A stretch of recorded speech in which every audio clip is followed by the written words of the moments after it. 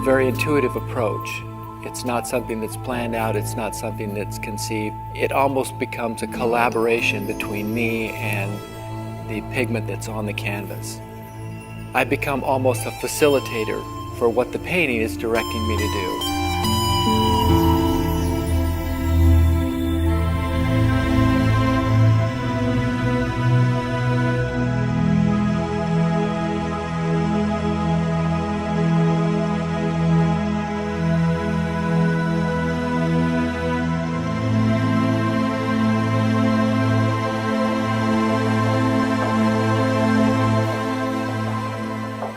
These surfaces that I'm building, the mind will continue to look for recognizable imagery. And each and every time you see it in different light, in different conditions, with different experiences that you have, you'll also discover new and interesting things.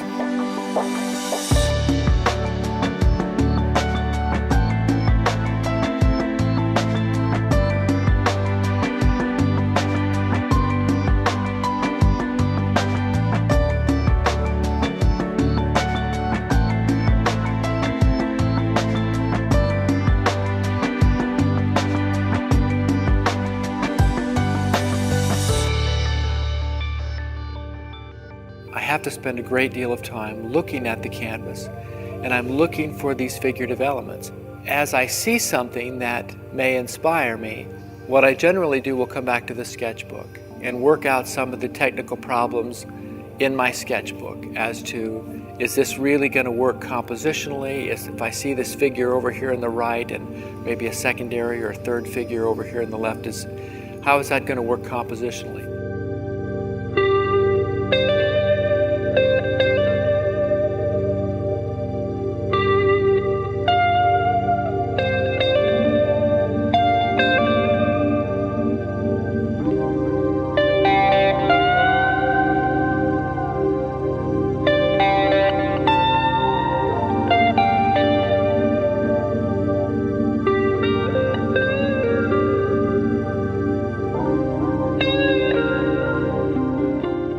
I think the gestural quality of the hands are very, very important to me. The position of the hands, what they're saying. They can convey a great deal of information just on how they're held, how they're positioned, whether they're inviting someone in, whether they're pushing someone away, whether they're open and receptive, whether they're emotionally closed off.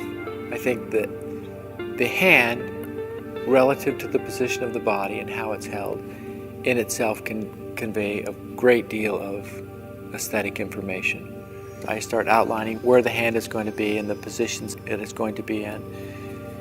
And then I come back with thicker and thicker pigments and carve in these areas around the hands, around the figures, and let the figure kind of emerge.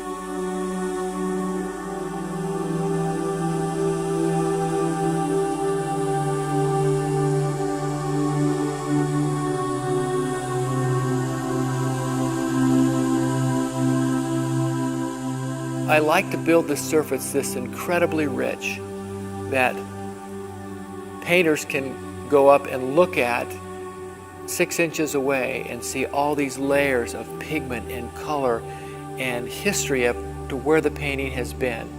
I try to create this beautiful surface with a large variety of brush sizes, of brush strokes. I like paint to run and drip. One of the reasons I scratch back into the surfaces is to reveal the history of where that painting has been. The viewer now wants to make order out of all this chaos. And by doing so, they will discover things that only they've discovered in the painting.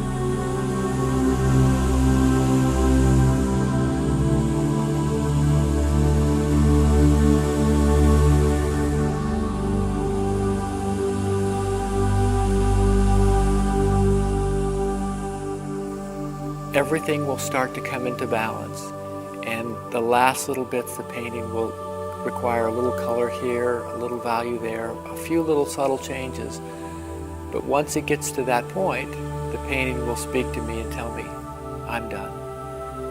At that point, I'll scratch my name back into the surface of the wet paint, and it's ready to be released to the world for them to enjoy.